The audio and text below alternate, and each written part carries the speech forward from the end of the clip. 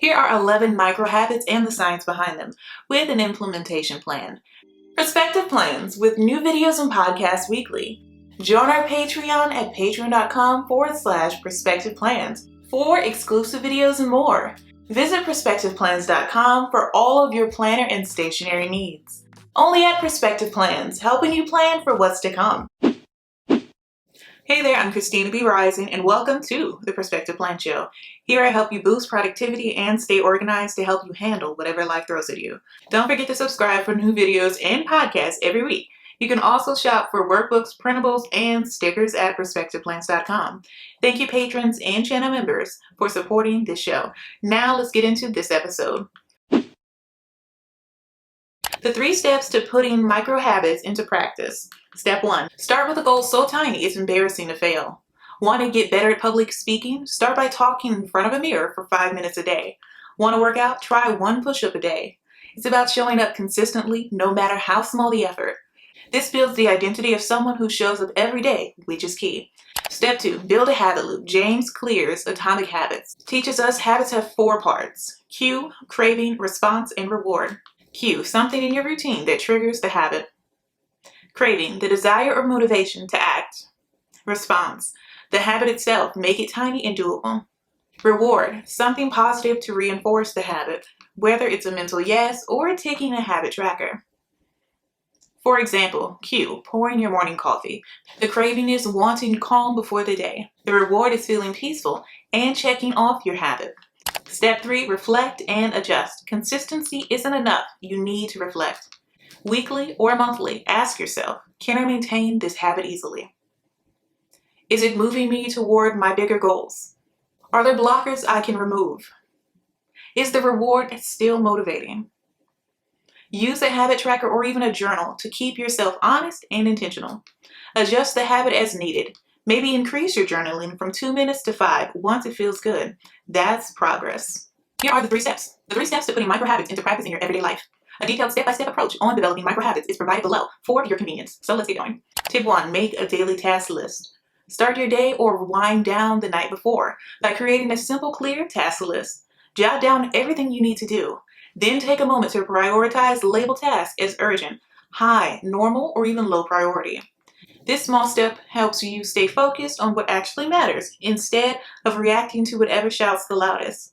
Keeping your list realistic is key. Don't cram 27 things into one day and expect to feel accomplished. Aim for clarity over chaos.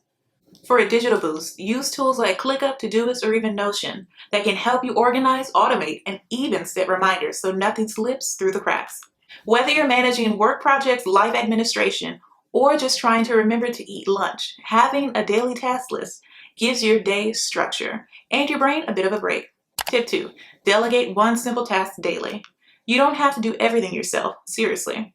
A simple way to free up time and mental energy is to delegate just 1 small task every day. It could be something as routine as scheduling a meeting, following up on a status update, or replying to a batch of repetitive emails. These little things add up, and offloading them creates space for you to focus on higher impact work. The key is to delegate clearly. Be specific about what needs to be done, when it's due, and what a good outcome looks like. Clear communication sets the other person up for success and helps avoid the dreaded back and forth later. Not only does this help you work smarter, but it also builds trust within your team or support system. Delegation isn't dumping tasks, it's empowering others while giving yourself permission to focus on what you do best. 1 small handoff at a time. You're buying back your time. Tip 3, spend 20 minutes learning each day. Carving out just 20 minutes a day to learn something new might not seem like much, but over time, it adds up to serious growth. The key is to pick a time when your energy and focus are at their very best. Whether it's the first thing in the morning with coffee, during a midday break, or as part of your evening routine for winding down. Use that window to dive into anything that sparks your curiosity or supports your goals. Read thought-provoking articles, watch short tutorials, take bite-sized online classes, or even listen to insightful podcasts while you walk or commute. It doesn't have to be intense or formal, just consistent. These small daily investments build powerful skills over weeks and months, expanding your knowledge and keeping your mind sharp. Think of it as compounding interest for your brain. A little learning every day can unlock big opportunities down the line. Tip 4, cut your workday 5 minutes earlier every day. If you're the type who regularly works past your intended stopping time, hate perfectionists and overachievers, try this gentle approach. Finish your workday just 5 minutes earlier every day. It's a simple shift that adds up and helps you gradually reclaim your evenings without a dramatic overhaul. Instead of trying to go from working late to logging off at 5 p.m. sharp overnight, this method gives your brain and your schedule time to adjust. Those extra 5 minutes become a boundary you reinforce daily, training yourself to wrap up more efficiently and prioritize what truly matters to you. Over time, you'll not only get closer to your ideal quitting time, but you'll also boost your focus during the day and better protect your personal downtime. It's not about doing less, it's about doing what actually matters, then logging off with zero guilt. Tip 5. Spend 20 minutes weekly on reflection. Set aside just about 20 minutes a week to check in with yourself. No distractions, no multitasking, just you and your thoughts. Use this time to review your progress, revisit your goals, and reflect on what's working and what isn't. Did you hit a milestone? Celebrate it. Got stuck on something? Make a note and explore what might help you move forward. Treat this like a meeting with your future self, a moment to pause, zoom out, and adjust your course if needed. You can jot down notes, talk it out with a coach, or even journal. Or even use a voice memo if that's more your style. This simple practice helps you stay aligned with your bigger vision, makes intentional tweaks to your habits, and builds momentum without burning out. Reflection isn't just looking back, it's how you make smarter moves going forward. Tip 6, practice public speaking 5 minutes a day. Want to build confidence and sharpen your communication skills? Spend just 5 minutes a day, practice public speaking. It doesn't have to be formal or even intimidating. Just pick a topic related to your work, goals, or even interests, and talk out loud. Stand in front of a mirror, record yourself, or even speak to an imaginary audience. Pets even count as well. This daily habit helps you improve clarity, tone, and presence without the presence of a big stage. Over time, you'll get better at organizing your thoughts on the fly, expressing ideas more clearly, and speaking with calm authority. All essential for leadership, interviews, presentations, and, let's be honest, life in general. The key is consistency. A few minutes a day builds comfort and muscle memory, helps you sound a bit less robotic and more confident when it really counts. Think of it as a micro workout with your voice and mindset. Tip 7, reduce social media by 5 minutes a day. Let's face it, social media is a time magnet. But instead of quitting cold turkey, try a gentle reminder or a more realistic approach. Reduce your screen time by just 5 minutes every day. It's a small shift that's easy to stick with and doesn't feel like a major sacrifice. Those tiny daily reductions add up surprisingly fast. And before you know it, you'll have carved out extra time to read, reflect, move your body, or even just breathe without a glowing screen in your face. And because you're dialing back gradually, you're less likely to feel deprived or even fall back into old habits. Whether you use built-in app timers, schedule a social media break, or even simply replace 5 minutes of doom scrolling with something more intentional, the goal is the same: regain control of your time and attention. Little by little, you'll feel more present, less distracted, and way more in charge of your day. Tip 8, micro habit. Spend 20 minutes every week in thoughtful reflection. One of the most underrated superpowers for personal and professional growth, intentional self-reflection. Just 20 minutes a week is enough to pause, zoom out, and ask what's working, what's not. Where am I heading?